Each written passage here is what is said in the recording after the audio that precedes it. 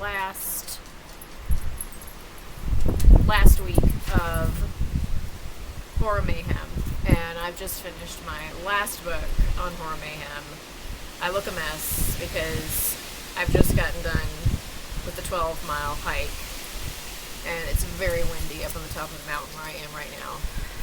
So I'm going to try to go into some detail here about what I just read and my thoughts about it, because I have some very, oh boy, I have a lot of thoughts about a lot of this. I'm going to do a quick book haul before I get into anything, because I am going to get into spoilers for this book, because this book was such a massive train wreck in so many ways that I it's almost so bad it's good. It's almost to that level of things, but I've got to spoil it to get into that. But I did go to Goodwill while I was up here, so we've got some books. We've got A Lush and Seething Hell, which I found in the bargains at Books A Million. And also Gangster Women and Their Criminal World.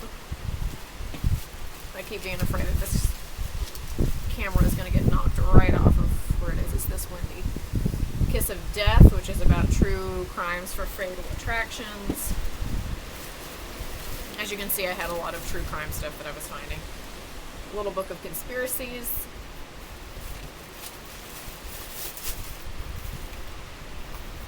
And Crimes of Passion. I'm always a little weird when it comes to true crime. I really do like true crime, but I don't particularly like the glamorization of the people who did these horrible things. So it's kind of a trial to find stuff that seems like they didn't sensationalize some of the stuff and didn't get away from the fact that these things are horrible and should never be glamorized in any way, shape, or form. Now, speaking of horrible and things that shouldn't be glamorized and just went right off the rails, I had been warned about this book, Nothing But Blackened Teeth, by Cassandra Khaw, and granted, I have never read anything by her before. This book just went wrong in so many different ways. First off, I had to make a flow chart of different things that happened too. The book itself is about this group of, I call them friends, but they don't seem to really like each other at all. Group of 5 friends who go up to this Japanese mansion that one of them has kind of gotten rights to spend the night at, because one has had, her whole dream is to get married in this haunted house of some sort. That is her weird dream, which does not, that's one of the problems I have, is that does not seem to, that characterization does not seem to match up to that person at all. But these 5 friends, they all are very intertwined in very messy ways. And while they're up there partying, it seems very clear that none of them really like each other at all. And while they're there, they start telling stories, and they kind of take into account the story about this particular mansion, that this mansion is haunted, and it's haunted by a particular type of yokai called Ohaguri Batari. And I did look that up, and that is a real type of yokai that has been kind of written about before, and it is a pretty woman, that the name does translate to Nothing But Blackened Teeth, and that was something, Ohaguro, it was something that the Japanese used to do. They thought that black things, black items were very, very pretty, so they would do their teeth the same way, just kind of like we see pure white as a certain, ooh, that looks very clean and whatever. They saw black as very, very pretty. So they would do that with their teeth. You would do it after you're about 15. It was men and women, and a lot of high-class women would do it a lot of the time. So the story is that this woman was waiting for her husband-to-be to show up to get married. He never showed up. I believe the book said he was murdered, like he got killed. I couldn't quite figure that part out, but he didn't show up, and she then was buried alive in the mansion, and they've had like handmaiden sacrifices ever since then. So there's that whole backstory with the mansion.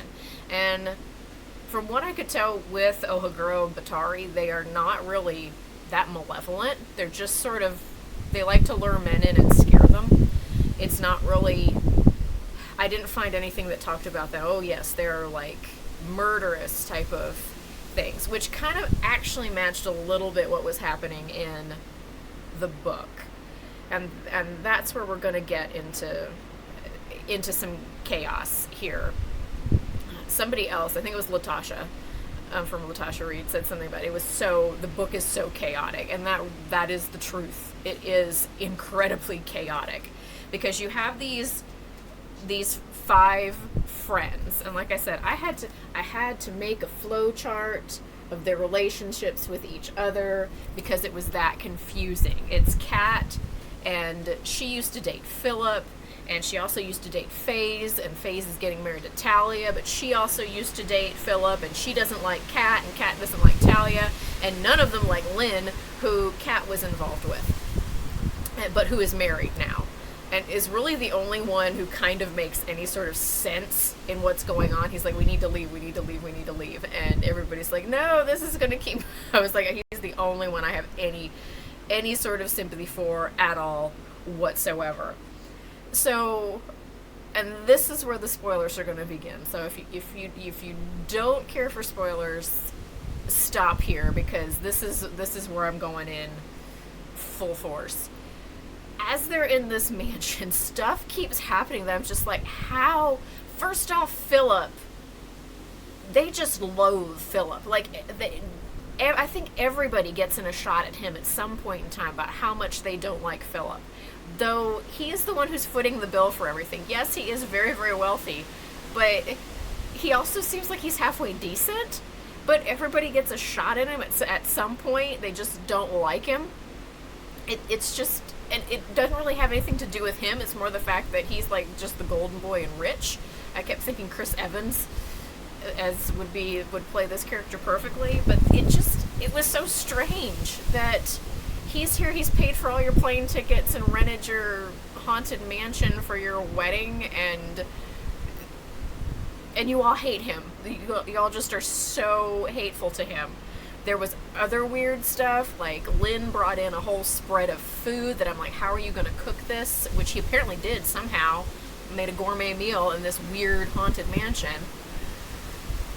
You've got Kat, who just is very weird, because she is very wishy-washy, and she keeps going back and forth between, well, oh, they're my friends, I want to save them, and she's like, well, I really hate all of them.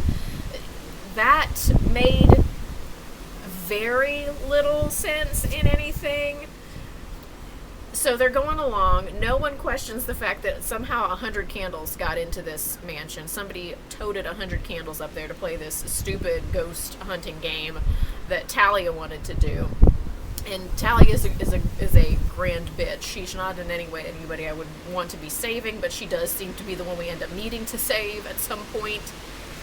And she like finds a wedding dress and puts it on, and then she's turned into the Ohaguro Batari. And then FaZe just kind of goes absolutely nuts, because he was like, oh, let's go to the library. Surely there'll be a book in the library that we'll be able to figure all this out, which doesn't, again, make a bit of sense. Like, Kat even makes a comment about that's like really trope heavy. That's like something you see in a movie. And they do keep making comments about that, which is so frustrating, because clearly the author knew that these things were, the characters were self-aware. So these things were, she knew was going on when she was writing this. It's just she kept going with it. And then at one point, FaZe is like, well, Talia would have helped you. And Kat's like, no, she wouldn't have. And we all know she wouldn't have. And that was infuriating. That, like, he kept everybody from leaving. Because he was like, well, Talia would have done it for you. No, she was horrible. She's not decent either. And the frustrating part is I could kind of see where the author was going, because you could kind of tie Kat into the fact that the Ohogrobatari was abandoned. This woman was abandoned, and Kat felt very abandoned by her friends, and that she didn't really have any ties to her friends, and they weren't even really her friends. She just kind of made comment about that too. So I could see where we were going here. I could also kind of see where we were going at certain points in time, that, like, Talia, just for all intents and purposes, even though they've done all this stuff for her, she just sort of disappears. After they get her back, they just sort of don't mention her again. Like, she just kind of vanishes in any sort of importance. They kill a whole man and then don't even pay any attention to him dying after they've done all of this. They kill the whole dude who footed the bill for everybody, and then they're just gonna cover it up for Faze, who's sort of described as just sort of this bumbling, doughy idiot. The whole thing is just, I understand why people were so angry about it, because I could see certain bits and pieces where things were working, and then I couldn't see things where, like, it was just, you went the movie trope way of different, and it was frustrating. It was very frustrating, and I understand why so many people have commented how frustrating it is. And I didn't hate it, though. Like, it wasn't, I didn't completely hate the book. It was not something that I was like, I can't believe I read that. It was almost, again, to the point that it was so bad it was halfway decent, because it was so chaotic and made absolutely no sense in a lot of things that were happening, and just these people were just awful, and you didn't like any of them, and I kind of wished all of them would have gotten eaten by the yokai. I didn't really care, but unfortunately that was a bad way to end Horror Mayhem. Though I have said before, folk horror is not my thing, but in this particular case I was kind of forewarned about this book, so I knew it was coming. It's a shame because the cover's awesome, and it is an awesome illustration of that type of yokai. But Mayhem, we just went all sorts of places that I think we were. And what gets me is I hear people more griping about the pretentious language she uses in it, and she does use a lot of pretentious language. There's like turgid and all sorts of vocabulary that you really don't need in your general life. But I had less problem with that than I had with the insane plot situation that kept happening, and I just a mess, and it's frustrating because I think the author was trying to do something. It's just, it was not done in 127 pages, and I don't know whether we needed more book or just for that to be ignored. Can't tell, but wow, that was a wild way to go for the last book of Horror Mayhem.